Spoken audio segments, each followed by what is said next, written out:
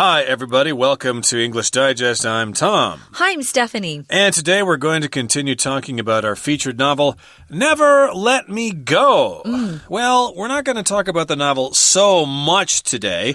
Last time we summarized the novel for you, and today we're actually going to talk about the author himself, a man by the name of Kazuo Ishiguro, or Ishiguro Kazuo, as you would say it in Japanese, or Shihei Ishiong, as you would read the kanji in Chinese. Very impressive, Tom. I studied a little Japanese, but that's about all I know. But in any case here, we'll talk about the fact that he was born in Japan, but actually spent most of his life in the UK. He sure did, so...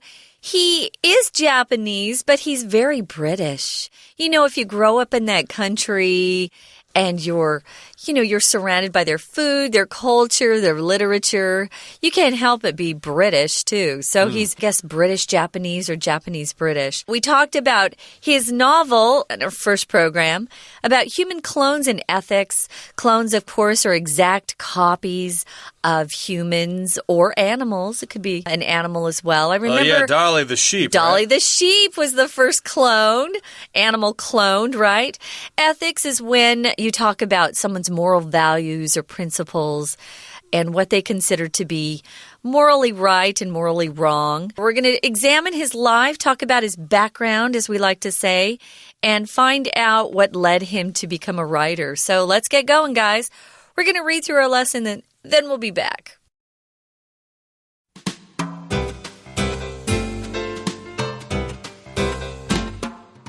Kazuo Ishiguro was born in 1954 in Nagasaki, Japan, and his family moved to the UK in 1960.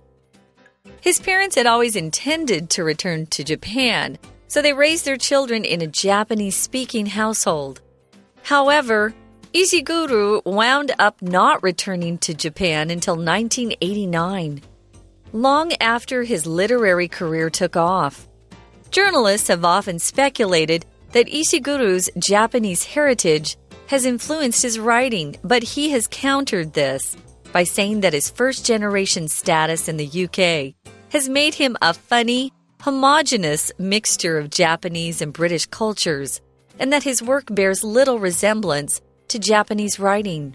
Educated in the UK, Ishiguro received his master's in creative writing from the University of East Anglia. Ishiguro's multifaceted career spans fiction, screenwriting, and songwriting. His 7 novels have won him commendation, including the Man Booker Prize for his novel, The Remains of the Day, and several other prestigious awards. In 2008, The Times, a British daily newspaper, placed him 32nd on their The 50 Greatest British Writers Since 1945 list. 3 of his works have been adapted for the screen, inclusive of his 6th novel, Never Let Me Go, in 2010. In fact, the screenplay for Never Let Me Go was written by Ishiguro's longtime friend, Alex Garland, who attained the rights to the novel before it had even been published. Ishiguro's novels all have similar tendencies. They're written in first-person narrative style and often set in the past. Never Let Me Go is no exception, with most of the book written as Kathy's memories, portrayed through flashbacks. Furthermore, Ishiguro provides all of his characters with a sense of pathos. The reader is able to sympathize with his narrators, as they're often able to find common ground in the difficult situations the narrators go through. The time has now arrived, everybody, for us to discuss our lesson in great detail. So let's get to it here. Again, the featured novel is Never Let Me Go. It's about human clones and ethics. But again, specifically, we're talking about the author himself, Kazuo Ishiguro. Ishiguro, of course, is his surname, and he was born in 1954 in Nagasaki, Japan.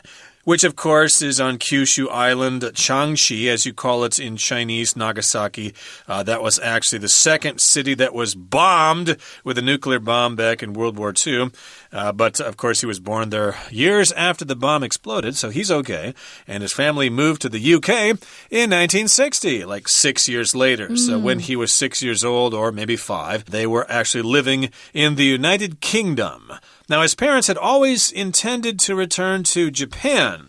So they raised their children in a Japanese-speaking household. So I guess they thought, well, because of economic circumstances or because maybe somebody has to come to England to study or something, we're just going to be here temporarily, but we will go back to Japan someday. Who would not want to return to Japan if you were actually born there? It's pretty beautiful. I just had a quick vacation there last year.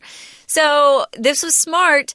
They kept speaking to their children in Japanese at home, so they'd be bilingual. Remember, bilingual means you can speak 2 languages, bi meaning 2. But, life sometimes doesn't go the way we planned.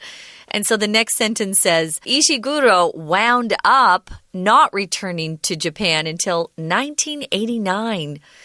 Wow, they didn't get back there for a long time. Wound up is the past tense of the verb phrase wind up. Here we're talking about, going through your life. You're going along, you're making your way through life. And at the end, you're kind of surprised to find out it didn't turn out the way you thought it would. So you wind up or wind up being surprised by life. Here, Ishiguro wound up, or this was the result after all this time, not returning to Japan until 1989. So it was kind of a surprise.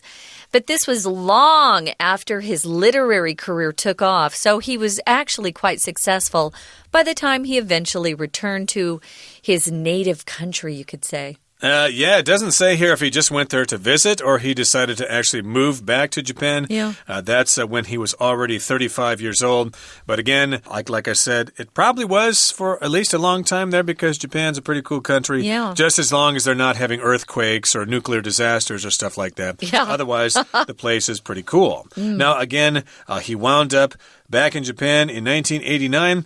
Long after he became a famous writer, and journalists or reporters have often speculated that Ishiguro's Japanese heritage has influenced his writing. Okay, but again, he doesn't agree with this. If you speculate about something, you kind of make an educated guess. You base it on some research or some notions that you have, and you just think, I think his writing probably is influenced by his Japanese heritage. You can kind of see some elements of Japanese literature in here. Yeah, well, he says that actually his first-generation status in the UK made him a funny, homogeneous mixture of Japanese and British cultures. Before we finish his quote, though, let's go back to this verb here. It says that his heritage, they thought it would really influence his writing, but he has countered this. If you counter something, guys, it means you go opposite to that. You make an opposing argument. You say, well, yeah, that might be true, but this is how it really is. So you go opposite to what something says or what somebody says. So you make a counter, an opposing argument. This is his argument, saying, well, you know what? I'm just kind of an interesting mix. It's a funny, kind of strange funny, not ha-ha funny, a strange, homogeneous mixture of Japanese and UK. He's got both of these cultures inside him. Homogeneous usually is seen on a milk carton in the U.S. We'll often see homogenized milk. But homogeneous just means you're composed or you contain different parts or elements that are all of the same kind. So he's just saying, I'm essentially a mixture of these two things, but I've turned into my own person. Exactly. So basically, yeah, he's unique here because it is a mixture of Japanese and British cultures, and that his work bears little resemblance to Japanese writing. Resemblance is just a similarity, how something resembles something else. how it seems to be the same thing. So it bears little resemblance. We often use this as the phrase to bear a resemblance to. Like you could say, oh, John there, he bears a striking resemblance to his brother. It's like they're twins. They look very much alike here. But he says, well, it bears little resemblance. It doesn't really look at all, or it doesn't read at all like classical or contemporary Japanese literature. It's quite different. It's very different from British literature. Well, he was educated in the UK. He grew up in the UK. His friends were probably all British people too. So it's not surprising that his writing bears little resemblance to Japanese writing. He received his master's degree. Here we're just saying his master's. So if you see that and the M is capitalized, they're talking about his master's degree in creative writing from a university called the University of East Anglia. I was telling Tom before we started, I'd never heard of this university. But most of the schools in the UK are quite fine. They have a very good education system in the UK. And here, going on to the second paragraph, it says, he's got a multifaceted career. Multifaceted means it's got lots of different parts to it. It's not just one thing that he's done. You could say, you know, he's had a career that is it's varied in the things that he's done. He has a lot of variety in the types of writing that he's produced. It spans, or it contains times that he's written fiction. He's written screenplays that are used for movies, of course. He's a screenwriter, you could say. He's also written songs. And I didn't know this when we first started, but he wrote the screenplay for one of my favorite movies, which is very sad, actually. It's a British film called The Remains of the Day. Ooh, yeah. Oh, it's an awesome movie. Yeah. Yeah, wasn't that one guy in that, the same guy who was the cannibal? Yes. Yeah, it's Emma Thompson and what's his name? I can't think of his name, but we'll think of it by the time we come back after a break here. We'll tell we're going to look it up during a break now. So right now we are going to take a little bit of a break, not only to give ourselves a little bit of a rest. Anthony Hopkins. Oh, we were going to wait until the break was over. I remembered. But it's okay. But in any case here, yes, indeed, that is one of the movies that was made from one of his novels. And we'll continue talking about him in just a couple of seconds. Here's our break time. 大家好，欢迎收听 English Digest， 我是 Alice。今天我们要阅读的文章是 Unit16 文学单元的第二天课程，对作者的生平和写作背景有深入的介绍。文章的第一段提到石黑一雄的生平背景，我们看到第一段的第三句 However, Ishiguro wound up not returning to Japan until 1989, long after his literary career took off. 然而，石黑最终一直到西元1989年才返回日本安顿下来，这是在其文学生涯成功许久之后了。Until 是直到的意思，可以当介系词用，后面接一个名词，也可以当连接词用，后面接一个副词子句。Until 用来表示主要子句的动作一直进行到 until 所指定的时刻才停止。例如 The teacher wanted us to keep practicing the chorus until we had learned it by heart. 老师要我们继续练习合唱的部分，直到记住为止。句型 not until 则是指直到怎么样才怎么样的意思，用来表示主要子句的动作一直到 until 子句所指定的时刻才开始进行。例如 William's career didn't reach its summit until he was well into his 50s. 威廉到了50好几，事业才达到巅峰。此句型也可以用倒装句型来表示，将 not until 移到句首，然后主要子句的部分用 be 动词或助动词来和主词倒装。例如 I didn't go to bed until my parents came home. 我直到我父母回家才上床睡觉。倒装后变成 Not until my parents came home did I go to bed. 最后同样的句型也可以用强调句型 It is that 来替换。将 not until 整个移到 is 和 that 的中间来强调。例如刚刚那一句就可以改成 It was not until my parents came home that I went to bed. We're going to take a quick break. Stay tuned. We'll be right back.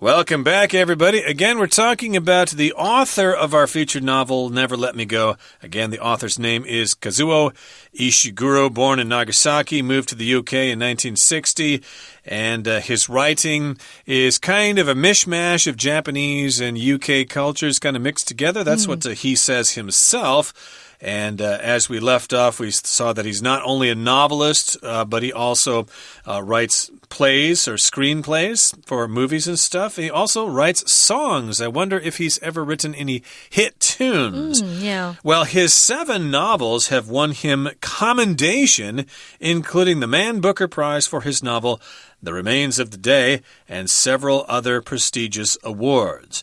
Now, okay, he's won he's won commendation for his novels.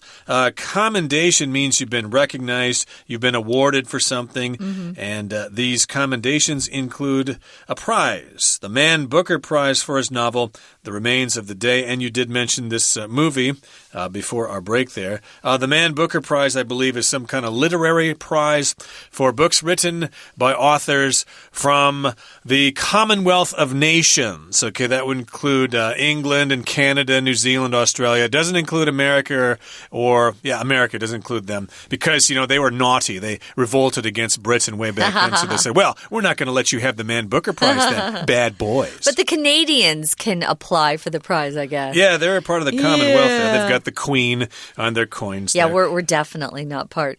So that's one of the prestigious awards that he's actually been awarded. If something's prestigious, it's very, very, very highly regarded. So anything that's prestigious, they have a great reputation. They're esteemed. People think they're pretty cool. We could talk about some of the prestigious universities in Taiwan. They include, of course, Taiwan University, Taida, and the school I went to, Zhengzhou. I'm thinking Zhengda, but yeah, Zhengzhou University. Yeah. So prestigious, if you have been acknowledged as having a prestigious career, you've done very well for yourself. People, they respect you. You've done some cool things. So he's won some great awards. Now, in 2008, The Times, which is a British daily newspaper, they placed him 32nd on their list of the 50 greatest British writers since 1945. So that's a pretty amazing thing because the Brits have come up with some really good writers over time, haven't they? Yeah, I guess so. That's where the English language originated, so you would expect them to have some really great writers there. So he's among the top 50 writers in the UK since 1945, and 3 of his works have been adapted for the screen. Remember, they've been actually written into screenplays, and they have been made into movies, inclusive of his 6th novel. Inclusive of just means including. And this is the one we're talking about, Never Let Me Go. That was made into a movie back in 2010. We did mention also The Remains of the Day. That's also been adapted for the screen. It's been made into a movie, but we're not mentioning what the other one is, and I'm not quite sure what that one is. You'd have to look it up. Yeah, I'm not sure either. We might have time to look it up before the program's over. But in any case, yes, indeed. In fact, it says here in the next sentence, the screenplay for Never Let Me Go was written by Ishiguro's longtime friend, Alex Garland, who attained the rights to the novel before it had even been published. Okay, so I guess they were buddies here, and Alex Garland, I think he wrote the novel The Beach, if I'm not mistaken. He actually wrote the screenplay for this movie. Now, if you attain the rights to something, especially to a film, it probably means you bid on it. and you won it. So you're able to get the rights, which means the author says, yes, you can go ahead and take my book and turn it into a screenplay and you can make a movie. So there are some steps you have to go to, but if you attain something, you obtain it. You get it. So you're able to do something. Now, Ishiguro's novels all have similar tendencies. If you have tendencies, it means you're likely to do certain things. I have a tendency to wake up early in the morning. Some people really don't. Some people have a tendency to sleep in every day. I don't. I get up early in the morning. Even if I go to bed at 1, I can't sleep in. It's just not who I am. So you have tendencies. You're likely to do those things. Well, his novels are all likely to have some of the following traits or characteristics. They're written in the first person. So it sounds like this guy or girl is narrating the story for you. Yeah, I did this. I got up at 6 o'clock. I went to the market. I bought some vegetables. And then I did this. I saw a guy staying there. He seems kind of strange. Blah, blah, blah, blah. It's all I. They're telling a story.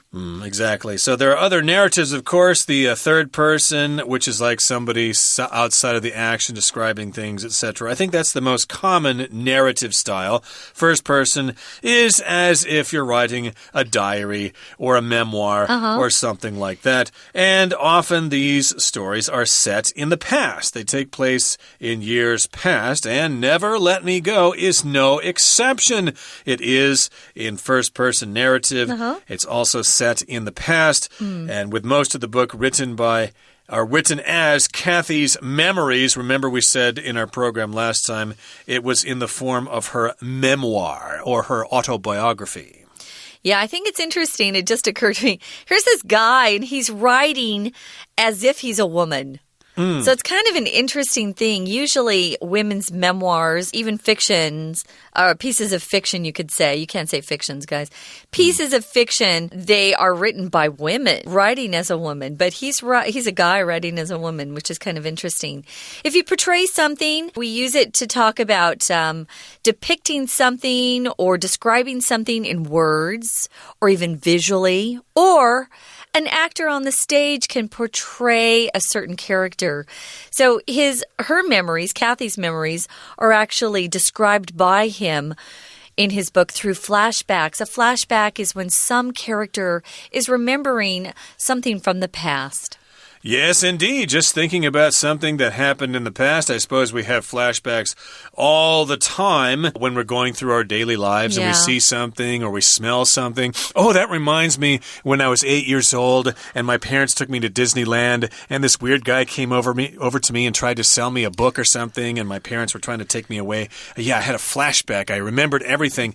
And so, yes, indeed, her memories are portrayed or enacted through flashbacks. Now, furthermore, or in addition, also, Ishiguro provides all of his characters with a sense of pathos. Okay, that's something that is like a personal characteristic of a person. If you talk about someone using pathos, you're thinking about them in a kind of a sad way or kind of a tragic way, and you kind of feel sorry for them. Yeah, you can see they're suffering, so there's a lot of pity there for them. It says here, the reader is able to sympathize with his narrators. So you kind of read about Kathy's experiences and you think, oh yeah, I totally get that. Oh, I can feel her pain. If you sympathize with a character, you can understand their feelings that they're going through. Sometimes you can even share in the feeling that you're reading about. The narrator, of course, is a person who is telling the story, and that's Kathy in his novel. Now, they're often able to find common ground in the difficult situations the narrators go through. So as a reader, as you're reading Kathy's experiences, sometimes you're reading about things she's going through, and maybe you've actually been through the same kind of experiences.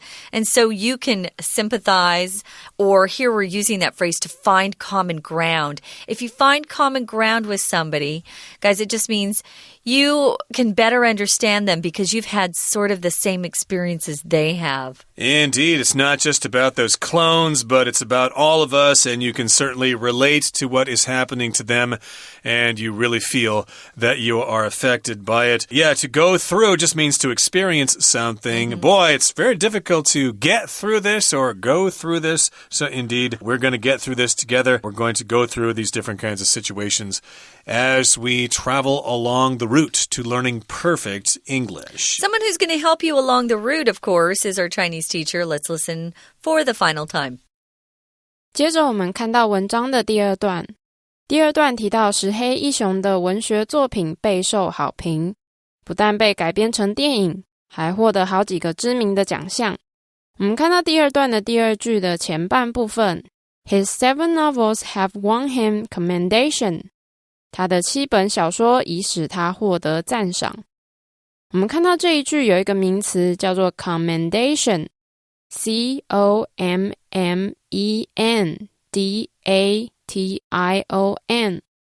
是称赞、表扬的意思。片语 earn one's commendation 就是赢得某人称赞。例如The director's latest movie has earned most critics' commendation.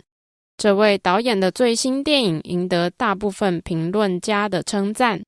Commendation 的动词是 commend, C-O-M-M-E-N-D. 片语 commend somebody for 再加名词或是 V-I-N-G, 就是指因而称赞某人。例如The boss commended Ellen for her efficiency at work. 老板称赞艾伦在工作方面的高效率。要注意的是，有一个字跟 command 的字形很像，那就是 command, C-O-M-M-A-N-D. Command 可以当动词或是名词用，有命令的意思。片语 command somebody to do something 就是指命令某人去做某事。例如 The general commanded the soldiers to invade the village. 将军命令士兵们去入侵那个村子。Command 后面也可以接 that 名词子句，句型是 command that 再加主词加 should 再加原形动词。That 子句里的 should 可以省略，但是 that 子句里一律使用原形动词。例如The boss commanded that everyone hand in their report by 5 p.m. today. 老板命令每个人在今天下午5点前交出报告。文章的最后一段提到石黑一雄的写作风格。我们看到最后一段的第一句 Ishiguro's novels all have similar tendencies. They are written in first-person narrative style and often set in the past.石黑的小说都有相似的发展趋势，均以第一人称的叙述风格撰写，并通常将时空背景设定在过去。我们看到本句的一个名词 tendency, T-E-N-D-E-N-C-Y, 意思是 a strong chance that something will happen in a particular way, 也就是某事物很有可能会以某种特定的方式发生。中文翻译为趋势、倾向。片语 have a tendency to 加原形动词，意思就是有做某事的倾向或是趋势。例如 Jack is a peaceful person, so he has a tendency to avoid any argument with other people. 杰克是个平和的人，所以他倾向避免和其他人有任何争执。以上就是今天的课程，谢谢收听。That is it for today's program, but please tune in next time when we continue to talk about Never Let Me Go, Human Clones and Ethics. We'll talk some more about this novel next time. So until then, from all of us here at English Digest, I'm Tom. I'm Stephanie. Goodbye. Bye.